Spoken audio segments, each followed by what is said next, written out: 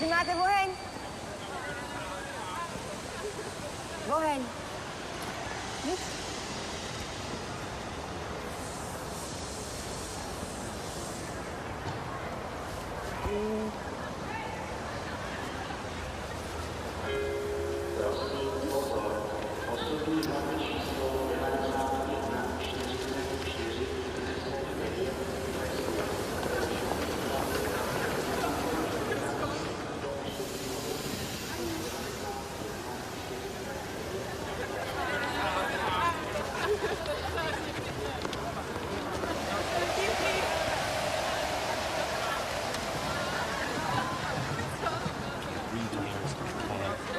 Now I got these college kids like a discotheque. Listen.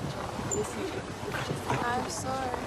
You are a nice boy, but I'm too beautiful for you. Goodbye, Brad from America. You want one more kiss before I go? Are you kidding?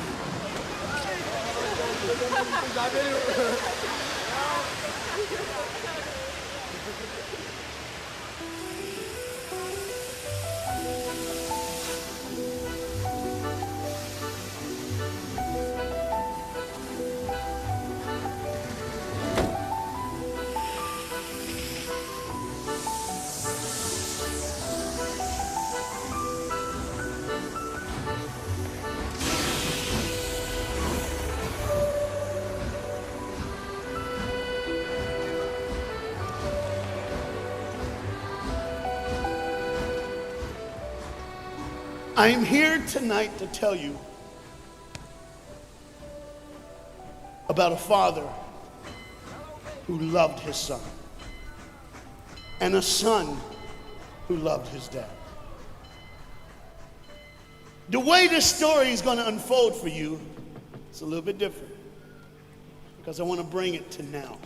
You see, a dad would go home and he would go by the school, and every now and then he would pick up his son and say, "Son, why don't you go to work with me?" The boy loved that. And when his dad would just come and pick him up, he was the happiest boy ever. He knew that he would get to spend the afternoon with his father at work, and he would get his coat, and they would walk, and he would bring hot chocolate for his son, for it's really cold, and they would go through. But this boy was different. This boy would see things. This boy wasn't normal. And when they were walking one afternoon going to where dad worked, this boy would notice things that other people wouldn't notice. He see things other people wouldn't see. He sees a man in a bathrobe in the middle of the street who's yelling at a second-story window. He sees a woman who's very angry at him and doesn't really want to hear what he says. This boy, as the rest of the world hustles by, he slows down. He sees the hurt and the pain. He sees the anguish and the sorrow. He sees the window close and a desperate man trying to get his what he did doesn't matter.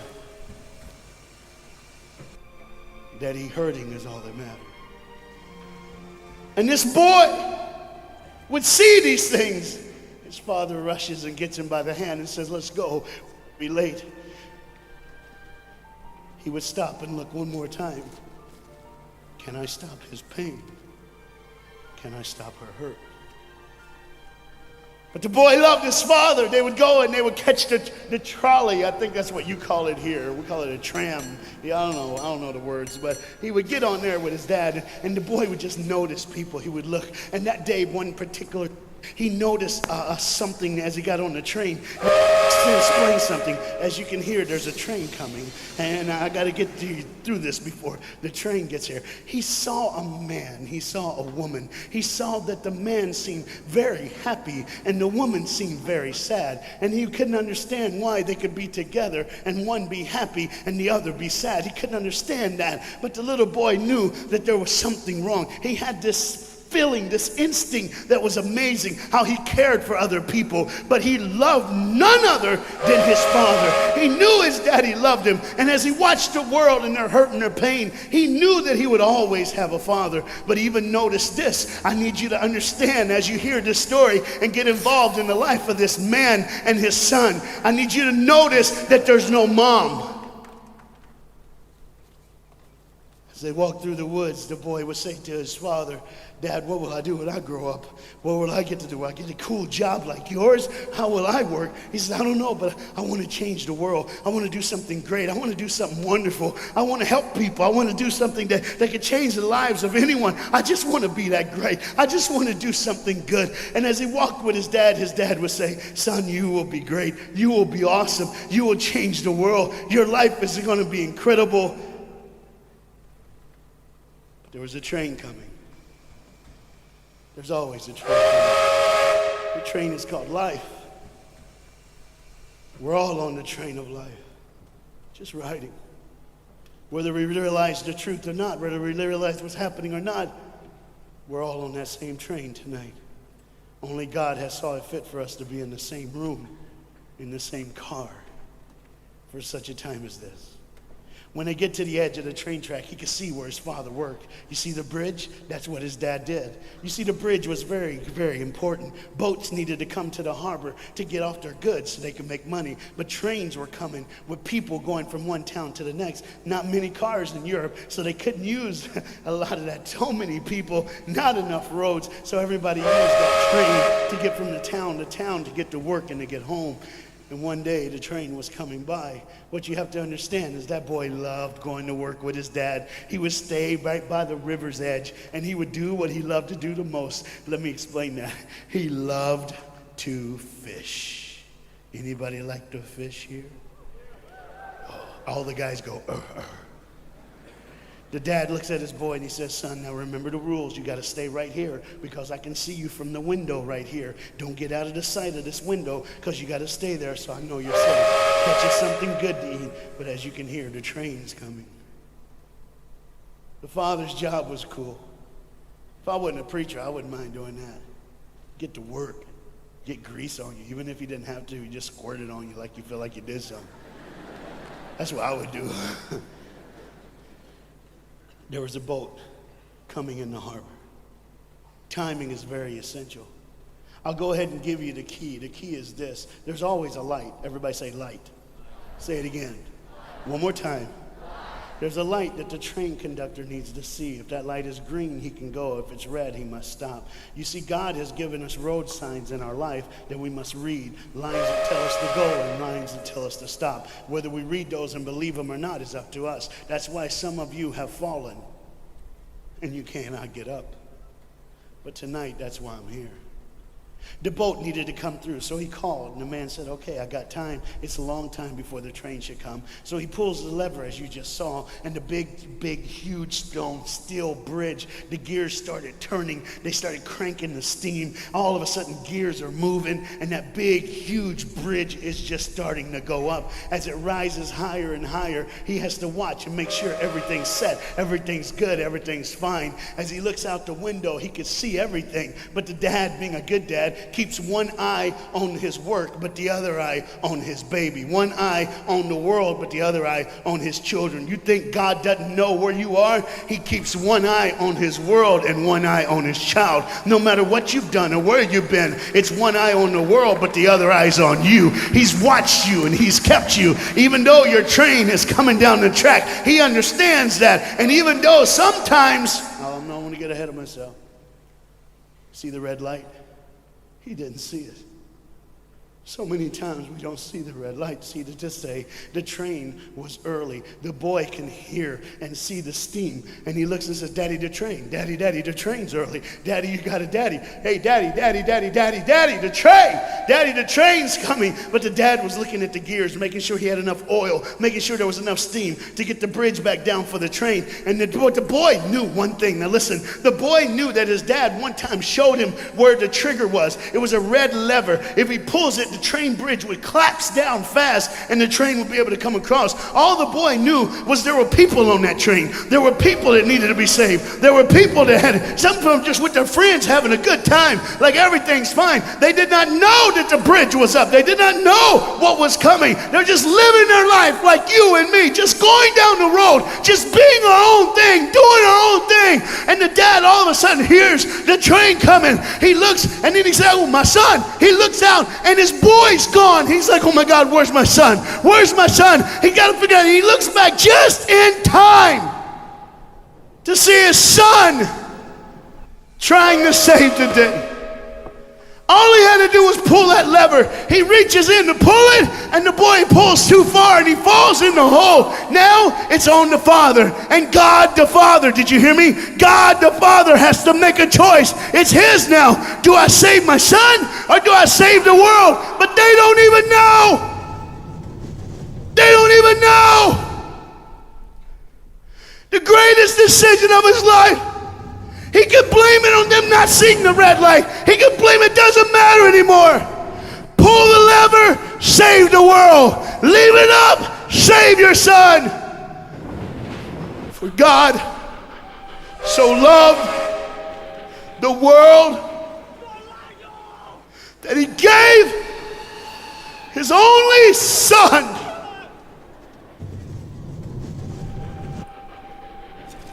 Whosoever believes in him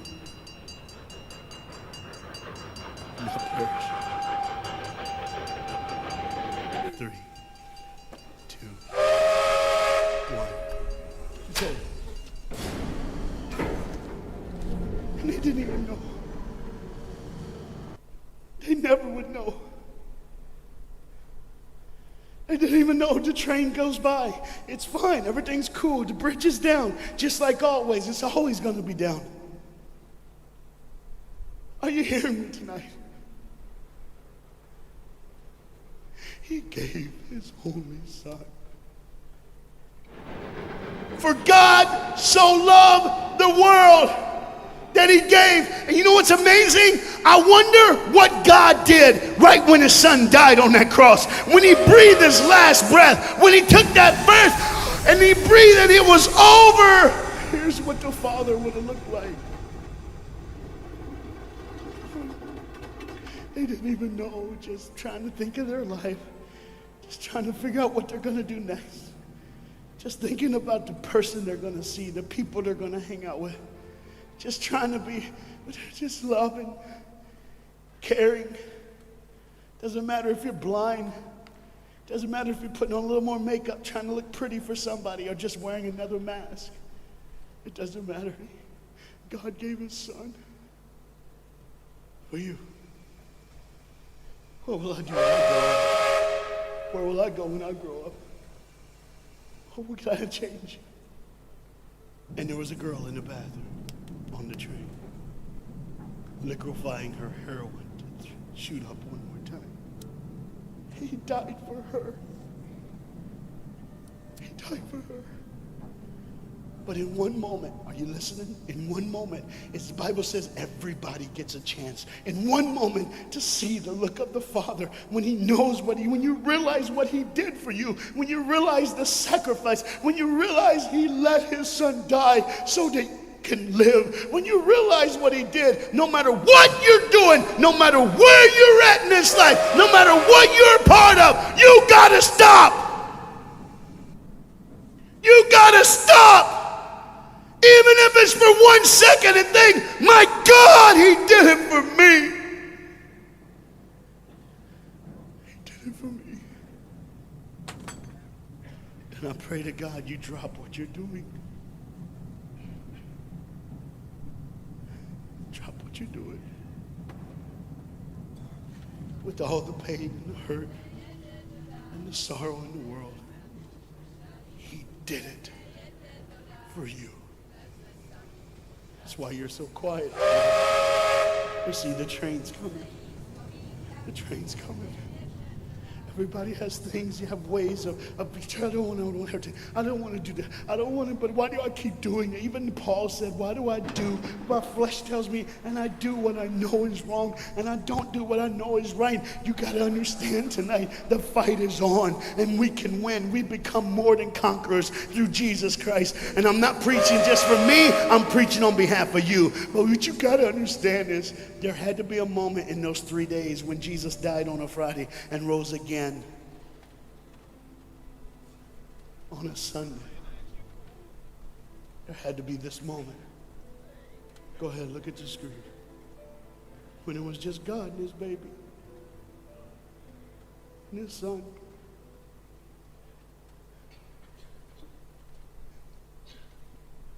Every sin that's ever been committed in this earth is rolling through your mind right now. I'm here to tell you that as the sun sets in the afternoon, the sun will rise again. And when the sun rises again, you cannot change your past, but you can change your future. You see, it's always a different day. One day someone lives, the next day they die, the next day you wake up and you're still living. You're like, why am I going to live? Why does this have to be my turn? Why can't I? You can just preach. I could have stopped, but I need you to see the whole picture here. You see, because when God the Father gave his only son, when Jesus Christ breathed his last breath and he died, he did it in a way that you can never ever say, you don't know me, you don't understand me, God don't understand my pain, God don't understand my sorrow. You see, that's the very train that boy was on. That's the very train that he was on. And as this dad remembers, look real close. You see the pictures of the people? Bam, there they are. But there's somebody added in the picture, isn't it? Bam, there they are. Do you see who's added in it? In every face of every person, Jesus is in their life. Why? Because when you're the greatest sacrifice, you always end up in everyone's life, no matter where they are, who they are. He did it so that you can say he was there all the time, waiting patiently in line. Jesus Christ was there all the time. And the train keeps going. The train keeps coming. Train keeps moving. People keep living and people keep dying. And God the Father just watches it all. One eye on the world, the other eye on you. Some of you are starting to figure it out. You're like, what is he looking for? Just one girl. Because see, the whole horrible day, God only had his eyes on one person. And it was just a day on the street corner. When you walked by, you saw a girl with a babe. And she saw him. Do you get it? Old things are passed away. Behold, all things become new. He did it so that we can live. No matter what the sin, no matter what the pain, no matter what the sorrow, the sacrifice was perfect. It was perfect. And it was for you. And God the Father watches it all unfold. And all he can say